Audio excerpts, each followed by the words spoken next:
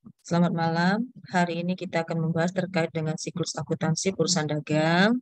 Perhatikan baik-baik bagaimana kita mengerjakan perusahaan dagang tersebut. Oh iya, sebelum kita mulai terkait dengan perusahaan dagang, maka kita harus mengenal dulu apa itu perusahaan dagang. Perusahaan dagang adalah perusahaan yang kegiatannya, berarti kita cerita tentang definisinya, yaitu perusahaan yang melakukan kegiatan usaha membeli dan menjual barang tanpa mengolah. Artinya, barang tersebut dijual dalam kondisi sesuai pada saat dibeli. Contoh, kalau kita beli AC, lalu kita menjual AC, kemudian kalau kita beli handphone, lalu menjual handphone, kalau kita beli gula, lalu menjual gula, itu namanya perusahaan dagang. Nah, perusahaan dagang ada barang yang dijual, sehingga tidak bisa kita melakukan transaksi tanpa melakukan pembelian. Apa yang berbeda dengan perusahaan jasa? Berarti munculnya persediaan. Nah, secara lebih lengkap materinya bisa kita bahas atau kalian sudah bahas kemarin di topik sebelumnya. Nah, sekarang bagaimana perlakuan akuntansi terkait dengan transaksi pembelian dan transaksi penjualan? Karena yang berbeda itu adalah terkait dengan transaksi pembelian dan transaksi penjualan. Oke, kita akan bekerja dengan kasus. Di layar kalian sudah terlihat kasus terkait dengan perusahaan yang akan kita kaji, yakni perusahaan, kita asumsikan aja dia adalah nama usahanya itu UD, usaha dagang X, X, X, X. Asumsi ya, kita bermain asumsi aja. Lalu dia punya saldo awal adalah seperti yang di layar kalian, seperti ini. Ada cash, merchandise inventory, equipment, bank loan, dan tono capital. Ini adalah perusahaan raca awalnya atau posisi keuangan awal. Nah, bagaimana proses akuntansinya? Mari kita mulai. Kita akan melakukan proses pertama atau siklus pertama, yaitu mencatat. Setelah transaksi diidentifikasikan, kita mencatat. Perhatikan baik-baik, jurnal yang kita pakai masih menggunakan jurnal umum. Nah, kaidah menulis jurnal umum itu adalah seperti biasa, ada tanggal, penjelasan, referensi, debit, kredit. Nah, mari kita lakukan proses pertama. Nah, tanggal pertama. Tanggal yang saya warnai, nanti saya akan memberikan warna merah bagi yang berbeda dengan perusahaan jasa.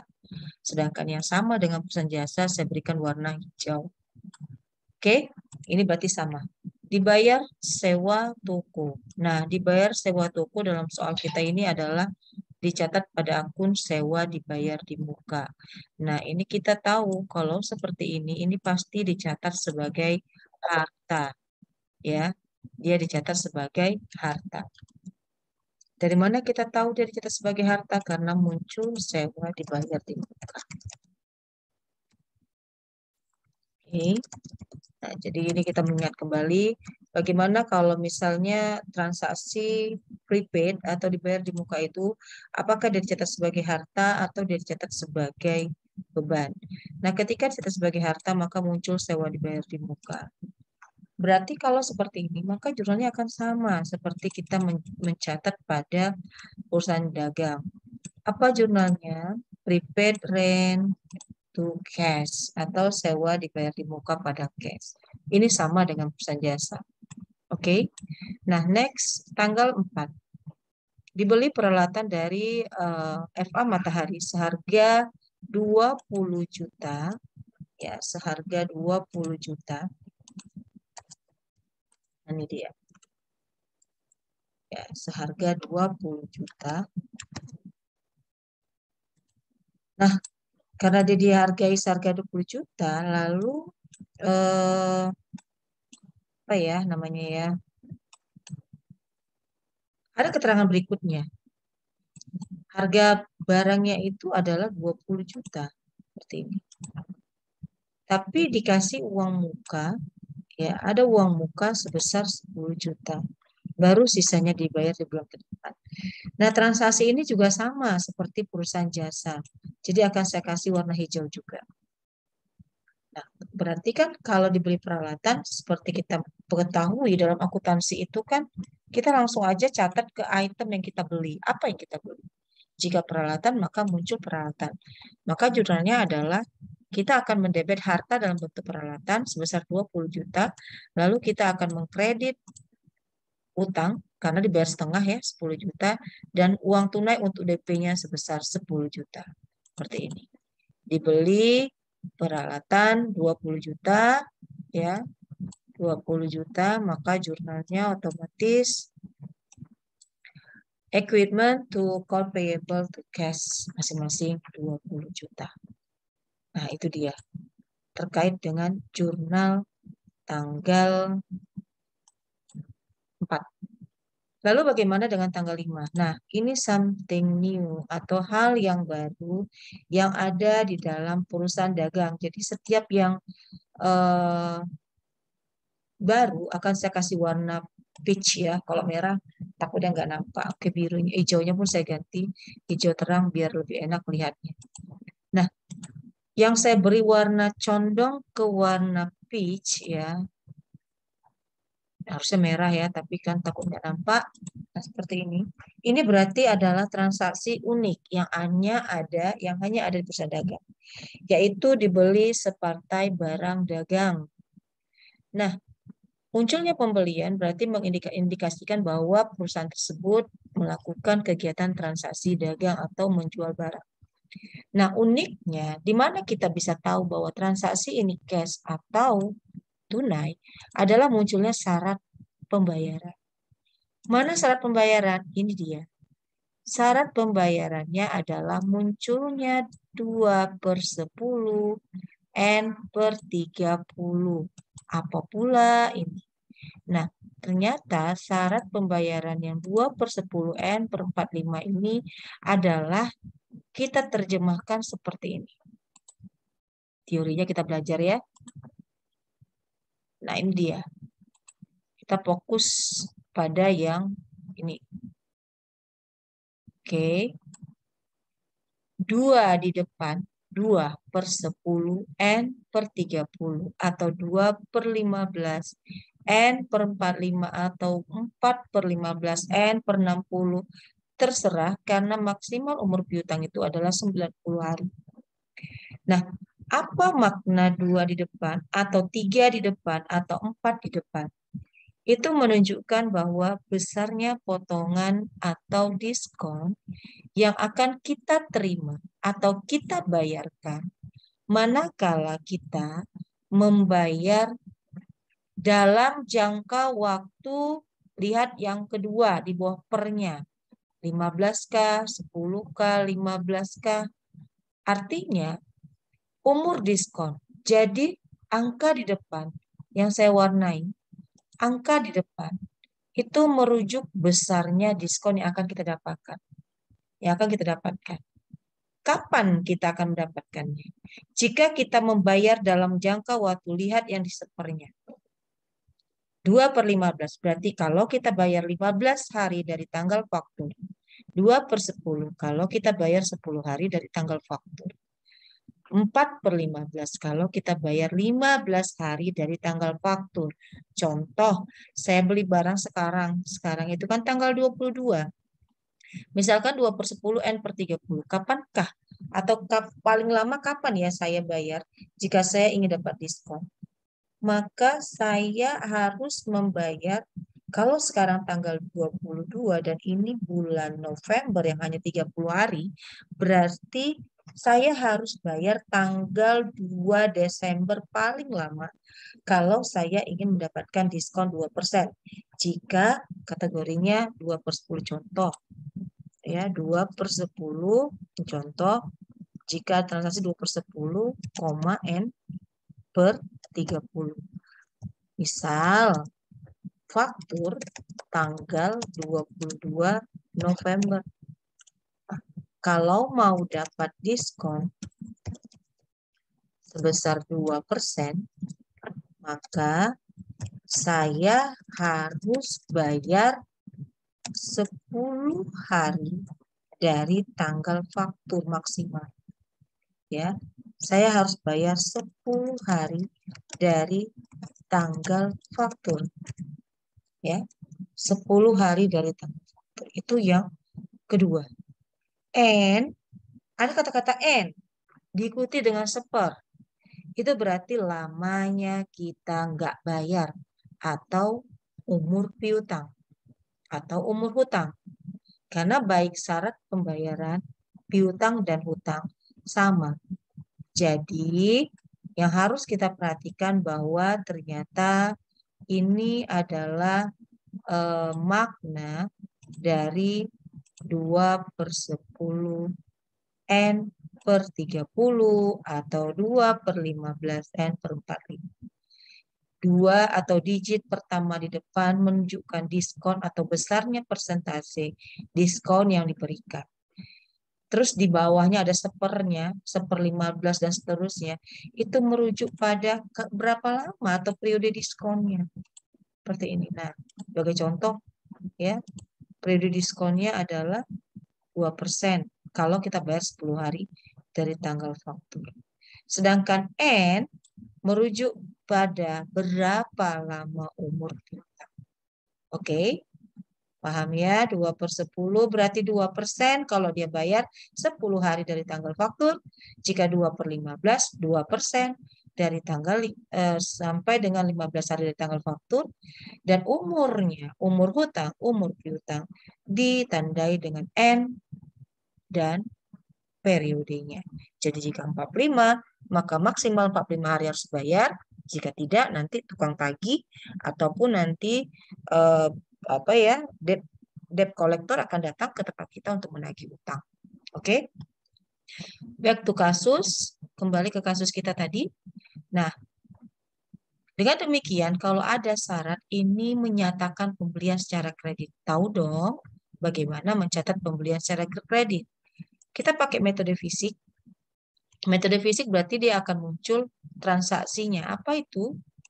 Purchase atau pembelian to account payable.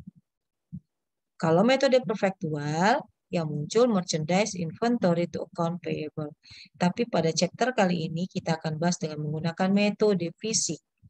Jadi ini catatan menurut metode fisik. Oke, itu yang kelima. Terus kita lihat lagi. Nah, yang unik berikutnya adalah adanya ongkir. Ini saya kasih warna sama. Ongkir, dibayar biaya angkut. Kalau perusahaan jasa kan, kita ke salon, mana ada ongkirnya. Seperti itu.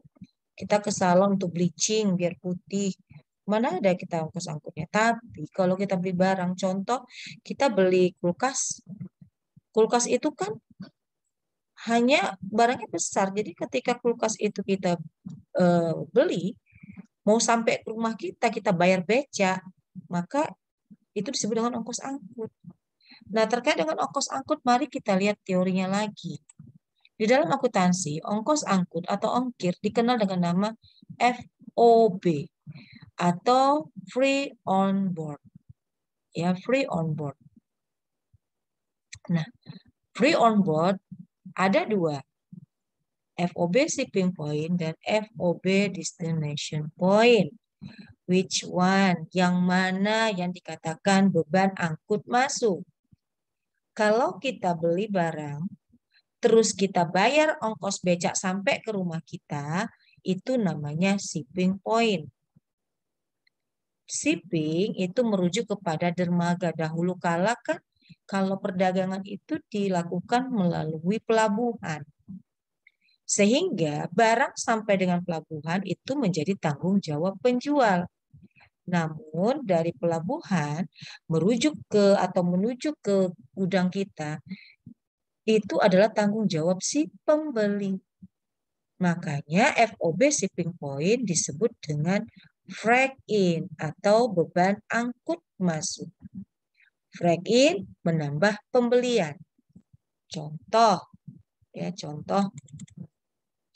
Nih, contoh FOB shipping point.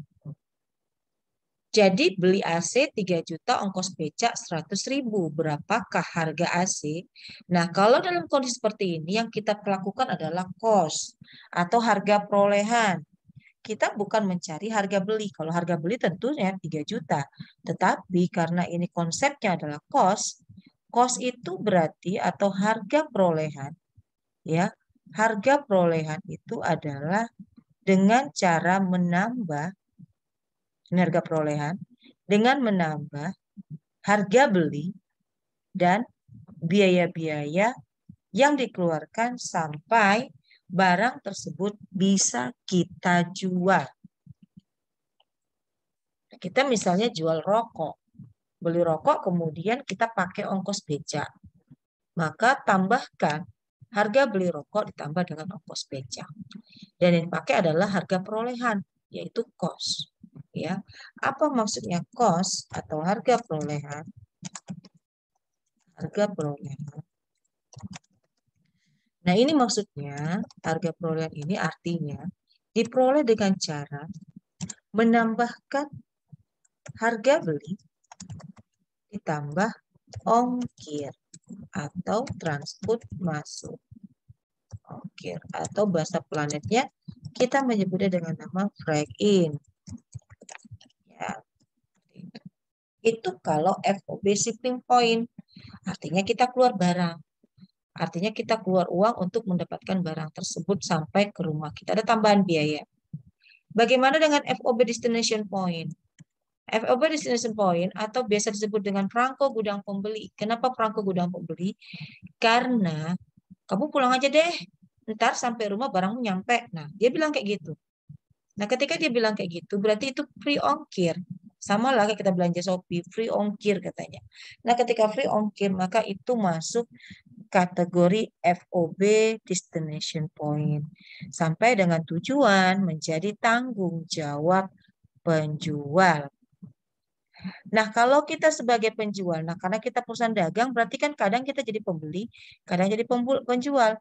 Kalau kita sebagai penjual, ketika kita bilang karena teman kita, ih kamu teman baikku, sohibku, udahlah gratis ongkirnya, pulang aja ntar barangnya sampai. Memang kita menggratiskan itu barang. Atau mohon maaf, kita menggratiskan itu ongkos angkut. Tapi itu merupakan beban dari penjualan. Sehingga dia masuk dalam kategori beban penjualan. Kalau FOB shipping point masuk break in menambah pembelian. Nah, pembelian itu merupakan komponen harga pokok penjualan. Namun, FOB destination point menjadi break out. Break out itu berarti masuk dalam kelompok beban penjualan. Nah, beban penjualan berarti mengurangi laba. Oke, paham ya? Kalau gratis ongkir berarti destination point bagi kita pembeli. Kalau shipping point berarti bayar ongkir bagi kita pembeli. Shipping point menambah pembelian, masuk komponen harga pokok penjualan. Destination point bagi penjual menambah beban penjualan. Oke? Nah, itu teorinya. Sekarang kita masuk ke kasusnya. Dibayar biaya angkut. Tentu ini FOB shipping point karena kita bayar. Nah, langsung aja frag into cash. Seperti itu ya. Frag into cash. Oke. Nah, lanjut. Kalau sudah itu berarti kita udah dapat nih, saya tandain ya. Saya tandain yang mana yang unik di dalam transaksi kita ini. Di jurnal ya. Saya tandain. Kalau tidak ada tanda, berarti dia sama dengan perusahaan jasa. Jadi tak semuanya berbeda. Next, kasus. Dibeli perlengkapan secara tunai dari toko bulan. Perlengkapan ini kan sama seperti kita mencatat di perusahaan jasa. Supplies to cash, karena kan tunai. Oke, seperti ini. Supply to cash. Oke. Next. Dijual separtai. Nah, ini juga baru. Kalau kita udah beli barang, waktunya kita menjual barang. Bagaimana cara menjual barang? Nah, jual barang ini juga sama. Ada juga syaratnya. Ingat ya, syarat itu menyatakan barang dilakukan atau transaksi dilakukan secara kredit. Baik pembelian ataupun penjualan, itu ada syarat pembayaran. Apa makna syarat pembayaran ini? Untuk merangsang orang membayar lebih cepat, agar orang tertarik membayar utangnya lebih cepat. Karena kan uang kita semakin lama di luar itu, resiko tak tertagihnya semakin tinggi. Jadi walaupun pada akhirnya keuntungan kita berkurang karena memberikan diskon, menjadi lebih baik ketika orang menahan uang atau membayar utangnya itu lama. Jadi uang kita tertanam atau tertahan. Nah, perhatikan, dijual barang, nah penjualan. Dalam yang unik lagi di perusahaan dagang. Dulu perusahaan jasa, pendapatan itu kan service income. Nah, sekarang perusahaan dagang, pendapatan itu menjadi penjualan atau sales. Penjualan. Nah, penjualan itu nih income perusahaan dagang menjadi penjualan itu namanya sales, ya, seperti ini. Sedangkan penjualan atau sales, ya, kalau misalnya dulu service ya, service income, yang namanya transaksi itu kan ada tunai atau non tunai. Kalau tunai tentu dapat duit, cash to sales. Kalau dia perusahaan dagang. Kalau perusahaan jasa kemarin kan kita tahu cash to service income. Nah ini juga account receivable to sales karena dia perusahaan dagang. Ini ciri khas perusahaan dagang, ya. Ini ciri khas perusahaan dagang bahwa pendapatannya itu dinyatakan dalam kata sales. Ini perusahaan dagang. Oke, ya. Jadi cash. Nah, sekarang kita lihat transaksi ternyata ada dua. Nah, ketika transaksinya ada dua, maka kita langsung jurnal. Cash, kan cashnya 5 juta. Dijual secara tunai 5 juta. Nah, jurnalnya dia. Kemudian secara kalau ada 2/15 itu berarti kredit. Maka kas 5 juta, piutang 20 juta, sisanya adalah penjualan. Nah, ini yang beda di perusahaan dagang dengan perusahaan jasa. Next, ini udah tahu ya kalau udah kayak gini. Nah, ini tentunya langsung account receivable to sales. Ya, account receivable to sales. Udah selesai. Karena kan pakai syarat. Oke, lanjut. Diterima. Nah, ini yang unik lagi di perusahaan dagang. Kalau kita beli barang, tentu ada resiko barang itu tidak benar atau tidak sesuai dengan apa yang kita minta. Tiba-tiba kita beli TV, ternyata TV-nya sompel, kan nggak mungkin kita terima. Jadi barang yang rusak itu kita kembalikan. Nah, dalam akuntansi, barang rusak itu disebut dengan retur. Nah, kalau misalnya kita beli barang namanya retur pembelian, kalau kita jual barang namanya retur penjualan. Retur pembelian atau nota debit artinya perintah mendebetkan hutang. Dan retur penjualan disebut juga dengan nota kredit atau perintah mengkreditkan piutang atau mengurangi piutang. Nah, sekarang karena diterima kembali barang dagang dari toko BB, lihat toko BB itu tanggal 14 berarti merupakan transaksi terkait dengan transaksi tanggal 12. Nah, perusahaan dagang itu tak bisa kita lepaskan tanggal. Setiap tanggal punya keterkaitan. Perhatikan tanggal 12. Tanggal 12. Ya, tanggal 12. Dari 22 juta dikembalikan 2 juta. Kenapa? Karena rusak. Ini saya kasih warna berbeda. Karena rusak. Nih. Dari 22 juta, dia kembalikan 2 juta. Karena rusak. Jadi, lihat jurnal tanggal 12. Kan account receivable to sales. Berarti karena rusak menjadi sales return and allowance to accounts receivable. Lihat nih dia transaksinya. Saldo terkait erat. Ini dia. Oke. Jadi nota kredit, perintah mengkreditkan piutang. Piutang kan normalnya debit. Kita suruh kredit ya. Jadi retro penjualan disebut juga dengan nota kredit. Oke. Tanggal 15 dibayar lunas hutang.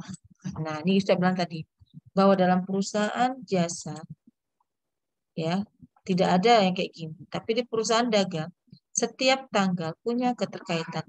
Tanggal 15 terkait dengan tanggal 5. Terkait dengan tanggal 5. Perhatikan. Ada syarat di sini. Jadi kita pada saat membayar, tanggal 15 yang kita mau bayar. Jadi saat kita mau bayar, kita cek apakah kita dapat diskon atau enggak. Perhatikan syarat 2/10 N/45. Sekarang tanggal 5. Tanggal 5. Ya, jadi kita beli itu, ya beli tanggal 5. Oke. Bayar ya tanggal 15. Jika kita mau dapat diskon, apakah dapat diskon? Itu pertanyaannya kan. Dapat diskon. Kita hitung 15 kurang 5 sama dengan 10 hari. Berarti dapat dong 2/10 N/45. Kalau nggak percaya, kita hitung dari tanggal 5. 6, 7, 8, 9, 10, 11, 12, 13, 14, 15. Pas 10 hari. Nah, kalau begitu, yang kita lakukan bagaimana? Kalau sudah seperti itu, maka kita hitung tanggal 15. Kita buat perhitungan.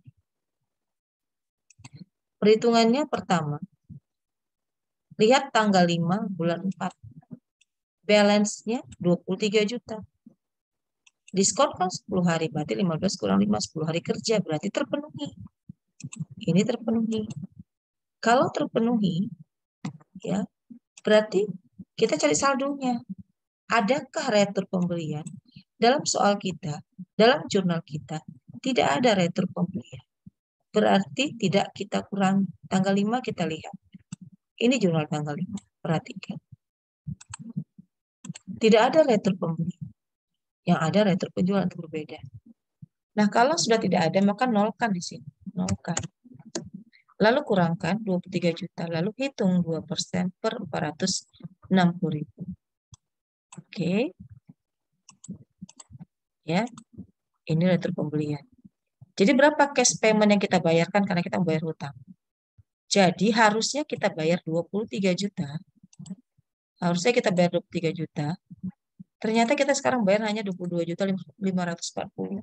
Kenapa? Karena dapat diskon 460.000. Kalau udah tahu perhitungannya, mari kita jurnal. Kalau kita bayar tentu kas di kredit. Berarti jurnalnya adalah nih.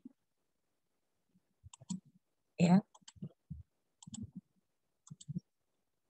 Account payable. Jadi dia kan 23 juta tanggal 5. Debit kan dia berkurang.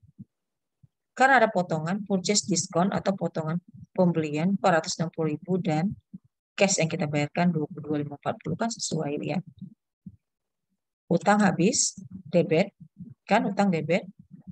Terus kreditnya potongan ya, purchase saldo utang berarti diskon ya 460.000. Pembayaran cash 22.540 kan sama. Oke. Itu tanggal 15. Lanjut tanggal 18. Kalau ini sama dengan perusahaan jasa. Oh, sorry, dijual barang dagangan ya. Masih sama dengan ini ya. Ini berarti jurnalnya tunai kan? Kalau tunai udah jelas ya. Cash, dapat duit. Sama jual. Dapat duit. Oke. Next. Dibeli tambahan perlengkapan kantor. Kalau perlengkapan kantor sama seperti perusahaan jasa. Supply, skala tunai dia. To cash. Ya. Seperti itu. Dibayar bank, utang bank, ini juga sama seperti perusahaan jasa. Bank loan to cash. Ya. Jadi saya tidak menjelaskan lagi karena ini udah sama. Ya, tidak ada berubah. Next, diterima pelunasan dari toko BB. Nah, ini yang berbeda berikutnya di perusahaan perusahaan dagang. Diterima pelunasan. Toko BB terkait toko BB berarti terkait transaksi. Ini perhatikan tanggal 12 ya. Tanggal 12 lihat. Oke. Terus dia tanggal 14 lihat. Nah, sekarang ini dia dibayar. Nah, kita perhatikan jurnalnya. Jurnal tanggal 12, account receivable ada di debit, tapi tanggal 14, account receivable di kredit. Berarti sekarang dia bayar, diterima pelunasan. Sekarang dia bayar. Kita cek kembali, lihat tanggal 12. Ada syaratnya. 2/15 N/30. 2% kalau dia bayar dalam 15 hari, dalam jangka waktu umur piutang 30 hari. Nah, kita hitung. Dari tanggal 12 ke tanggal 20.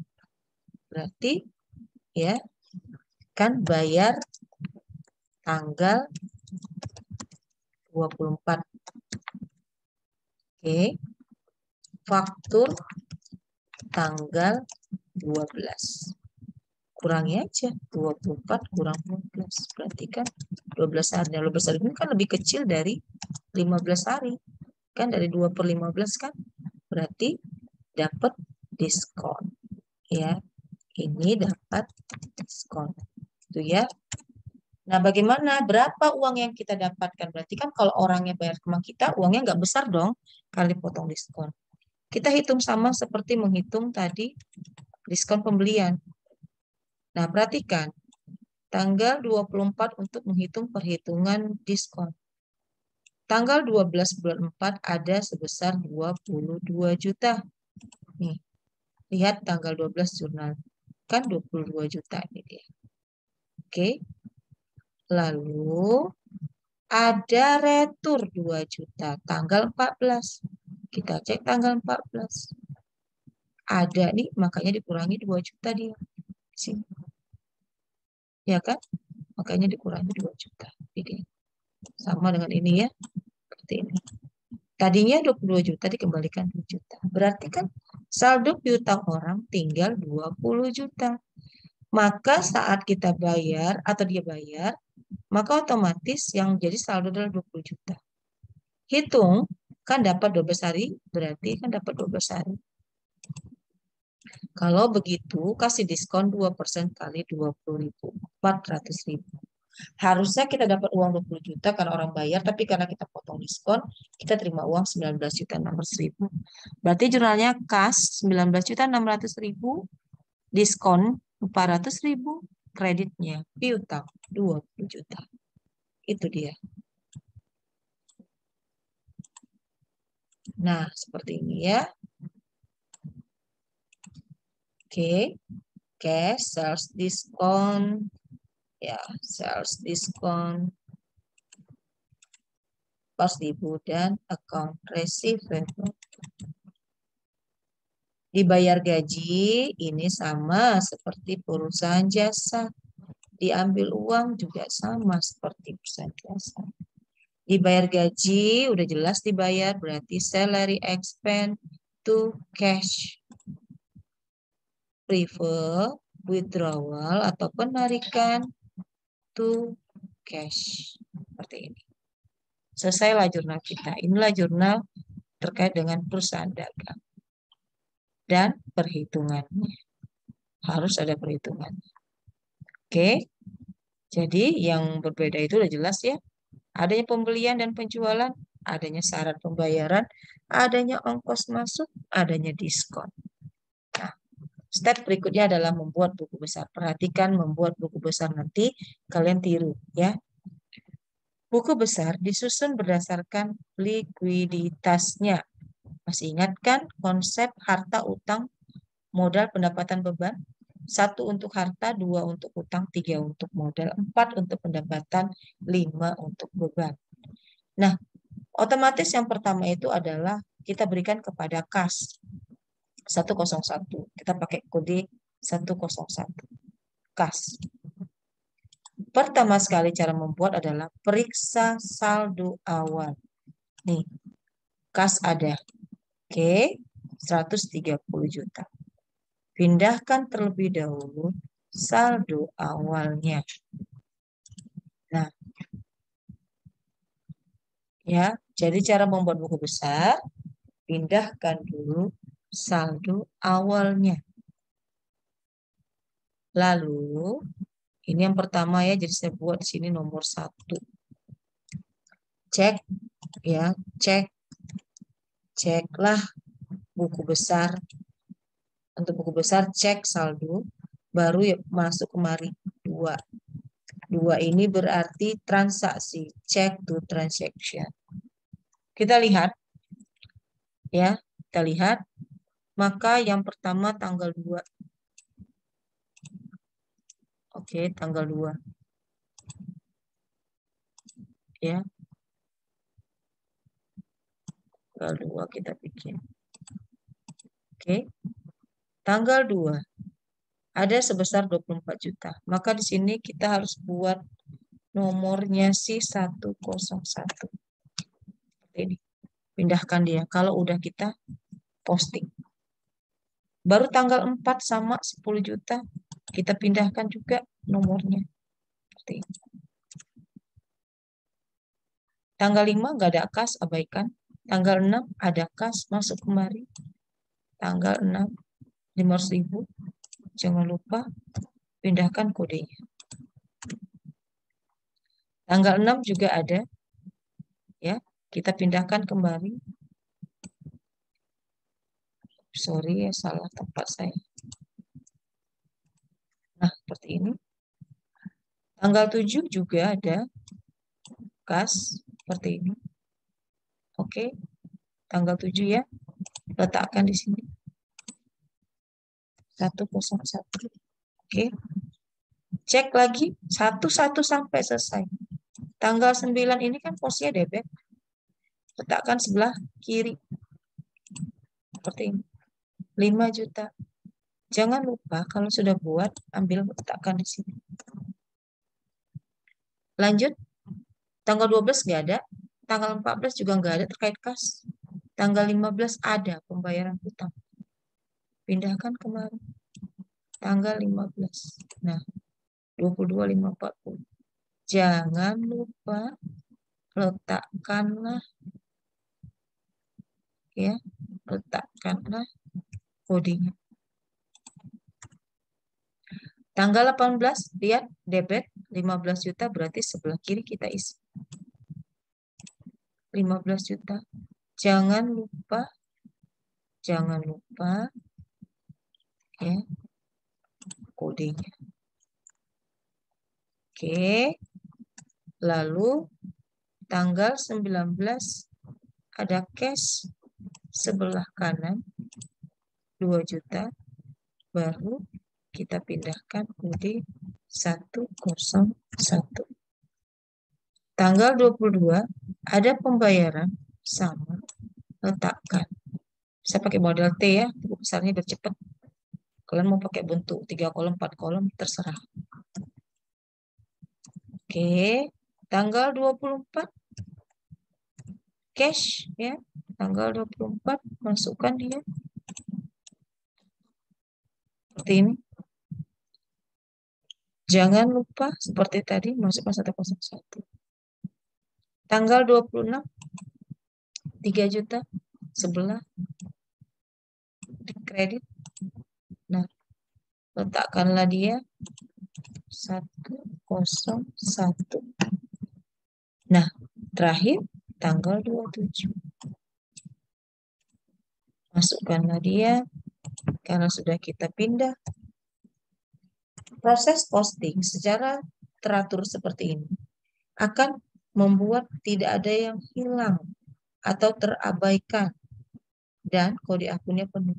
Nanti ketika kalian telah menyelesaikan buku besar, maka seluruh referensi terpenuhi. Nah, kalau sudah begini, gimana kita menyelesaikannya, mengeksekusikan?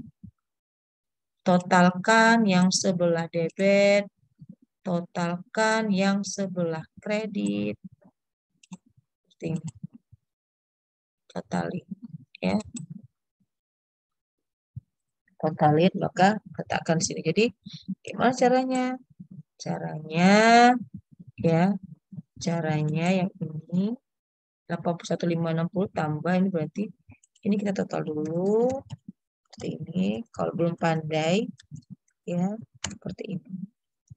Lalu yang sebelah sini juga kita total seperti ini. Kita total. Oke. Barulah hasilnya 169 nih. 169 kurang 54 ya. Kurang 54 seperti itu.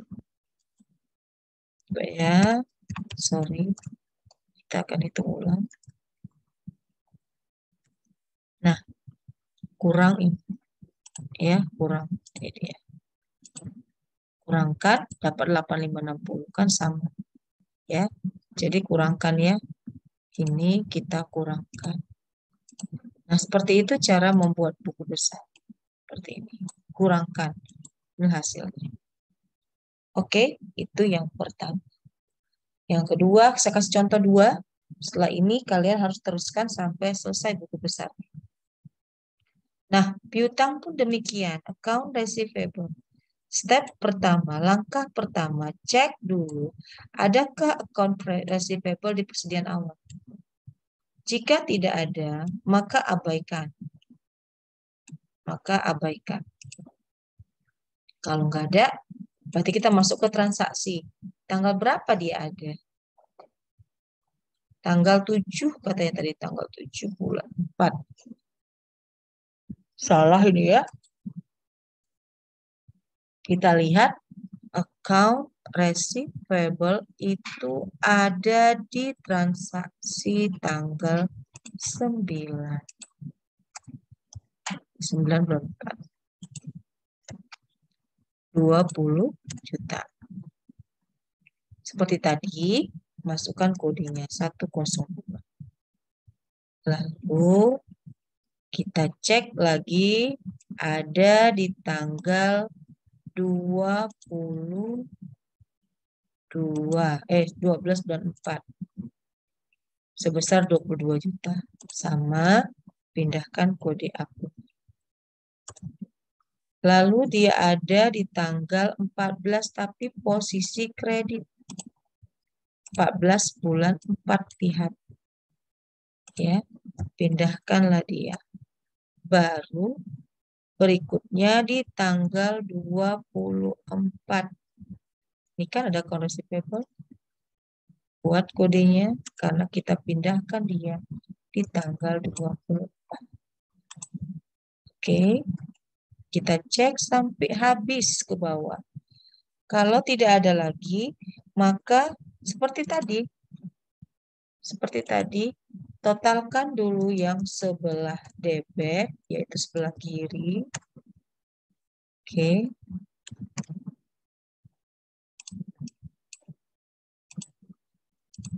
Ya, kita totalkan dulu.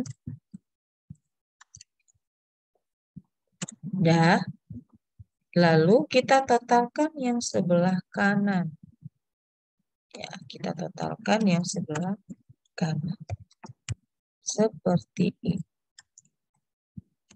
Nah, 22 juta. Lalu kurangkan antara 42 juta dengan 22 juta. Inilah disebut dengan saldo.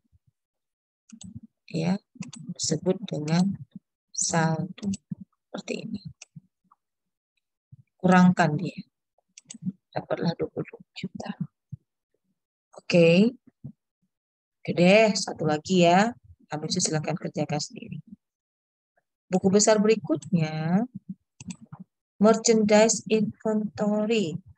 Sama seperti tadi. Kita cek dulu ke saldo awal. Ada nih merchandise inventory. Maka kita pindahkanlah dia ke dalam transaksinya.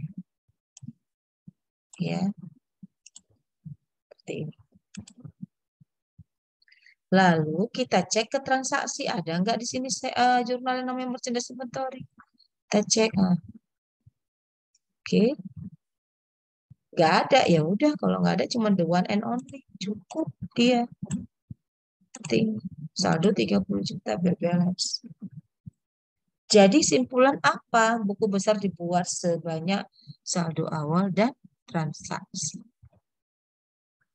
Oke, silahkan lanjutkan untuk yang berikutnya dalam membuat jurnal. Ya, jadi susun secara kronologis dia 103, 104 nih prepaid rent. Kalau prepaid rent lihat di saldo ada enggak? Kalau enggak ada berarti cek transaksi. Transaksi ada enggak? Oh, ada. Ini dia transaksi tanggal 2. Maka kalau cuma satu ya sudah, masukkan aja langsung. Seperti ini. 24. Jangan lupa letakkan di sini 104. Begitu seterusnya. Jadi buku besar dibuat secara berurutan. Satu, selesaikan dulu. Satu untuk harta, utang. Dua, modal. Tiga, empat, pendapatan. Lima, beban. Satu, dimulai lagi. Satu-satu untuk harta lancar. Satu, dua, harta tetap. Jadi berurutan. Tak boleh lompat-lompat. Step berikutnya adalah kita mengenal yang namanya post closing atau neraca percobaan atau neraca saldo. Ya, neraca saldo. Trial balance. Atau biasa kita menyebut namanya neraca saldo atau neraca percobaan. Orang suka menyebutkan hal tersebut. Sedangkan ledger, ledger itu berarti sama dengan buku besar. Berarti kalau siklus akuntansi ledger adalah siklus memposting atau mengelompokkan ke dalam akun sejenis. Buku besar adalah proses mengelompokkan akun sejenis. Trial balance, raca saldo adalah mengumpulkan, merekap saldo-saldo dari buku besar. Formatnya seperti ini. Account, ya, account title, berarti chart of account yang pertama atau kode akun, title atau account title, terbalik ya saya. Account title baru debit kredit. Nyusunnya gimana? Nyusunnya sesuai urutan. Jadi yang pertama adalah 101, maka dia berbentuk kas. Masukkan saldonya ini 8150 seperti ini. Nah ini kita pindahkan langsung ke debit. Disinilah pemahaman debit kredit itu perlu ya. Pemahaman debit kredit itu makanya mutasi akun itu dihafal. Bagaimana kalau harta berkurang? Bagaimana harta bertambah dan saldo normalnya di mana? Kenapa? Karena neraca saldo adalah saldo normal. Oke, seperti ini. Dan berurutan. Terus piutang 10. Masukkan 10. Account receivable. Ya kan? Masukkan di. Berarti 20 juta. 20 juta. Seperti ini. Saldonya. Jadi masukkan saldo. Ya. Jadi masukkan saldonya.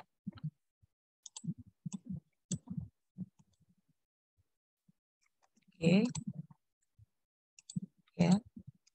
Masukkan saldo dari buku besar.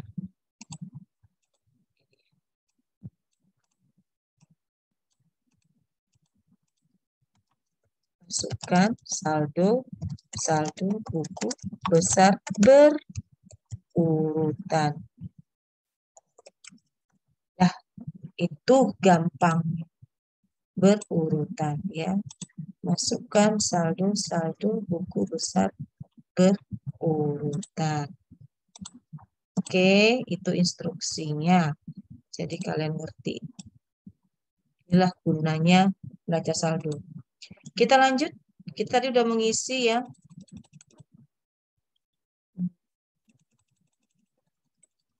Habis account receivable, merchandise inventory. Masuk ke rangkanya. Merchandise inventory. Masukkan di sini. Dah 30 juta. Saldonya aja kita masukkan. Oh iya, satu lagi ya, prepaid rent yang tadi kita isi. Prepaid rent bersaldo 24 juta. Udah kita pindahkan sesuai dengan debit kredit. Seperti itu. Ya, prepaid rent kita ambil saldo 24 juta. Oke, lanjutkan. Dan real balance harus balance. Oke, ini harus balance. Diurutkanlah semuanya. Dan dia harus balance. Silahkan lanjutkan seperti itu. Jadi proses siklus akuntansi, identifikasi transaksi dengan mengeluarkan akun-akun non-keuangan. Jadi hanya akun keuangan yang boleh dicatat, inilah soalnya. Lalu step kedua adalah record, bagaimana kita mencatatnya dalam jurnal umum.